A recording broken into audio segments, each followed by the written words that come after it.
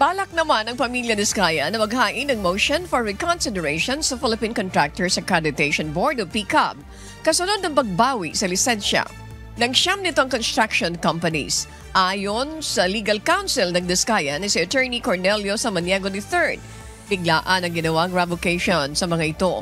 Una nang sinabi ng abogado na isa lamang sa siyam na construction company na ito ang talagang nakapangalan kay Sara Diskaya. Taliwas naman sa unang pag-amin nito. Git ng abogado na pressure umanong sumagot si Sara Diskaya lalo na at nakaharap sa Senate Blue Ribbon Committee noong Lunes. Tiniyak naman ni Attorney Samaniego na dadalo sa susunod na pagdinig sa Senado si Sara at Curly Diskaya sa darating na Lunes, September 8. Hindi po kami naniniwala na dapat kansilahin ng ganun-ganun na lang na walang wastong pagdinig base sa dokumento. Nabasa ko po ng kaunti yung desisyon. Ang pinagbasihan nila ay yung testimony ni Ma'am Sara sa Senate, pero iba po yung sinasabi ng dokumento.